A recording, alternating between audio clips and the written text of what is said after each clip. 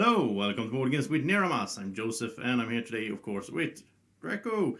And yeah, we are ready for another one of these top 10 lists for Keyforge. Just amazing game, Keyforge. Had so much fun with it, and I look forward to play it a lot more in the future as well. So it's time for Logos, which is an interesting house. It's sort of technology and all that stuff with a lot of card draw, a lot of archiving, a lot of it's basically a support house or support faction because it can really help out another strong fighting or so on faction. And yeah, I changed up the player mat here in the background, so you get the little logos guy there as well. And let's get going with the top 10. But before we do, I just want to mention that if you don't agree with me, which you probably won't, tell me in the comment section. And don't forget to like the video and subscribe as well if you're new to the channel. So let's get going, top 10 logos. So my number 10 for logos, this is a bit of a fun card. Maybe not the best card, it's so random because Wild Wormhole is an action card that you get an amber for playing, which is nice, and then you play the top card of your deck. It could be anything, in there. Doesn't have, I mean, it's probably not logos, I mean, it could be anything.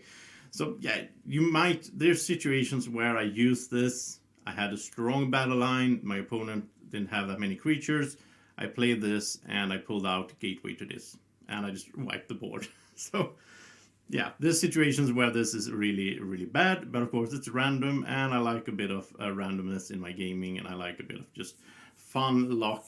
It's just so exciting to just draw that card and oh, I hope it's something good, and then you play it and you see what happens. Yeah, so Wild Wormhole, that's why it's my number 10 as well. I wanted to mention it, I wanted to have it on here, but it's not the best card, of course. So, but it's a fun card, I like that, and that's my number 10. And for my number 9, it's another of these. It's a creature, Harlan Mindlock, only 1 power, but it's one of those ways to take over your opponent's creatures, which is always fun. So when you play this, you take control of an enemy flank creature until Harlan Mindlock leaves play. So he only has 1 power, so you need to protect him some way. You need to have a taunt or some Shadow Self next to him or something that can soak up damage or protect him. So. But it can be really nice. You can take control of an enemy that, yeah, it has to be on the flank as well, which is sort of limiting, but you take control of it. And you can even, let's say you play against Sanctum, or you play or Mars for that matter, that has some strong taunt creatures. You can play this guy, and if your opponent has the Xylic Dominator, for example, on the flank, then you take over it, put it next to the Harlan Mindlock, and now he's protected by that taunt. So there's ways to make him survive, or at least help him survive. And I just think it's so much fun with these kind of cards, because when you play it, you just mess up your opponent's plan. Maybe you can play this one, take control over that taunt creature that was on the flank, and now the one next to him that he was protecting is not protected anymore, and now you can go fight him with some other Logos creature. So yeah, it's so much fun with this Harlan Mindlock, and that's my number 9. And my number 8 is an action card called Effervescent Principle that can really sort of save you. You play it, each player loses half of their Ember rounded down, and you get a chain. So you get a chain, but yeah, it's worth it because this is a way to stop your opponent, and especially it loses half their amber. So let's say your opponent had a really good turn the turn before, maybe you know, maybe he or she is up to 10 or 12 amber. You play this one, they just lose half of it, which is just fun. And also you want to try to play this one when you're in a situation that you just made a key, so you don't have that any amber, or maybe you just have 1 or 2 or 3, because then you just lose 0 or 1. Yeah, so good card to save you and just stop your opponent from forging a key. If he has like 10, he goes down to 5. Just nice stuff. Effervescent Principle, my number 8. Number 7 is Twin Bolt Emission, an action card that gives you an amber, and it's one of these direct damage cards that I like. It's deal 2 to a creature and deal 2 to a different creature.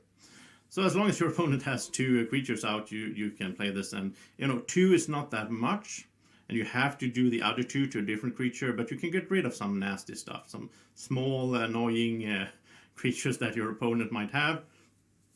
Just direct damage, get rid of something, or 2 cards even.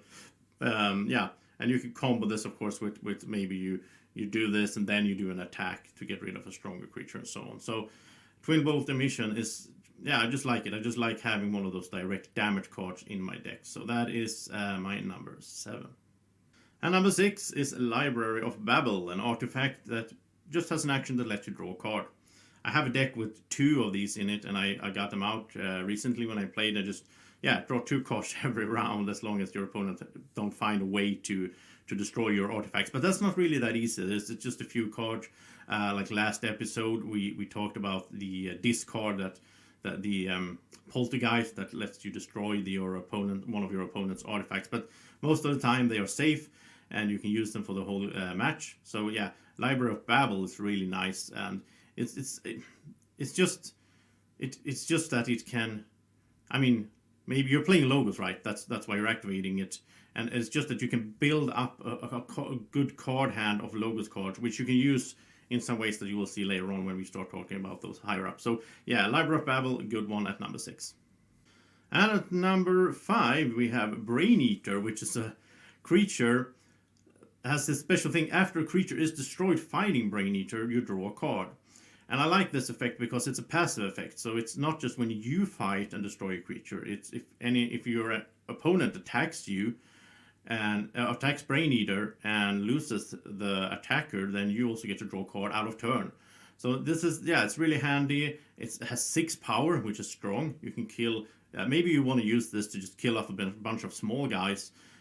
So you get to draw cards, right? Also, you can heal him in some ways. There's ways to heal creatures.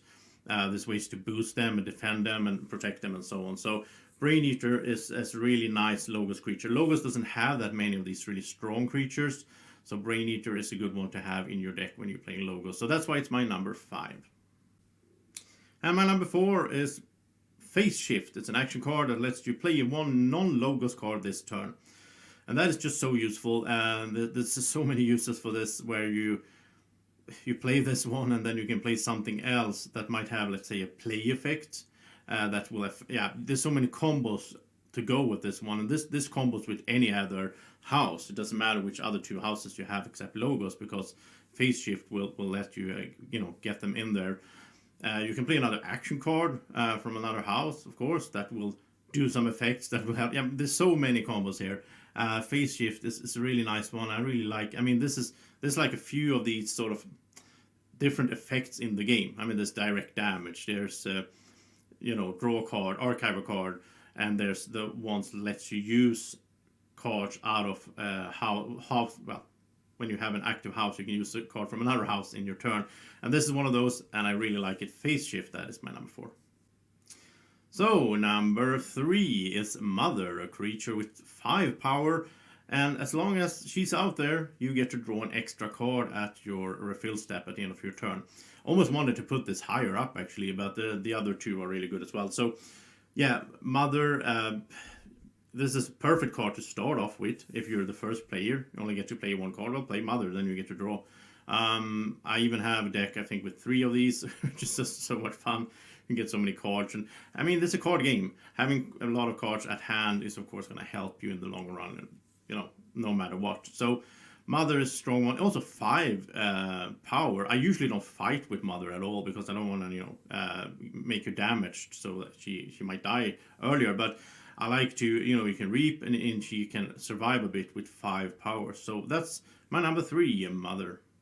Okay, so for my number 2, it's actually 2 cards. It's going to get a little crowded here. But the thing is, if you get Help from Future Self, which is an action card that gives you an amber, the effect when you play it is to search your deck and discard pile until you find Time Traveler, and then you pull him out. So I sort of had to put these together. And Time Traveler also gives you an amber as a creature with strength 2. And he, as a player, you draw 2 cards, which is just awesome. And then as an action, you can shuffle him back into your deck. So you can, there's combos here where you can, of course, if you have Time Traveler up first in the game, then you play it, you get the 2 cards and the amber, then you, next turn, you can, use the action, shuffle it back into your deck, or maybe he gets killed and then, he's in the discard, it doesn't matter, to be honest.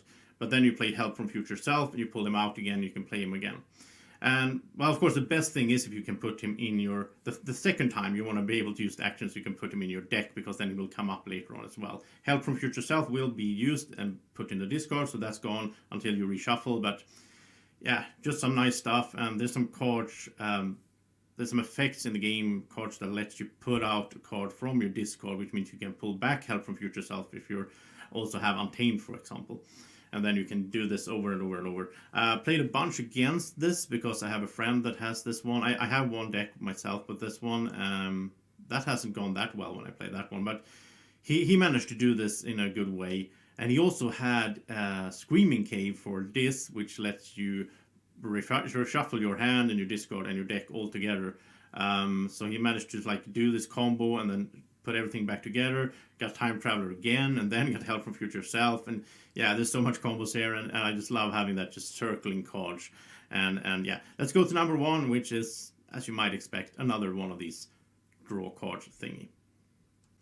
So number 1 for logos. This was the easiest one on all the 7 houses. This was the easiest one to put in place. That was the first card I was thinking about. It's just my favorite card, I think, in the whole game. And it's a library access, an action card. When you play it for the remainder of the turn, each time you play another card, you draw a card. So I managed to do this really nice combo here a lot of times where, I mean, this is a common card as well. So a lot of decks have library access. And you have a bunch of logos card in hand, you play library access, you play those logos cards. For every card you play, you get to draw a new card. Hopefully you draw more logos cards, so you can just keep going. I mean, there's only 11 other logos cards except this one in your deck, but yeah, you can get a lot of cards out this way, or maybe you draw other cards that then next turn you can use those in a good combo as well. So this is a really, really good card.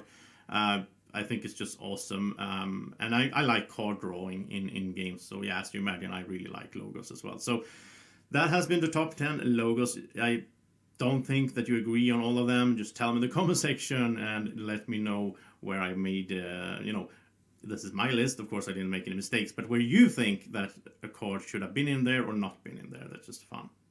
Thank you so much for watching. Don't forget to like the video and keep watching as we'll keep going. Next time it's Mars, comes in a few days. Top 10 Mars cards. And so stay tuned to that and we'll see each other soon again. Thank you so much for watching. Have a great evening or morning whenever you're watching this. Take care. Bye-bye. Be like Draco. Follow Board Games with Niramas on Facebook, Twitter and Instagram. You can find us at BGW Niramas.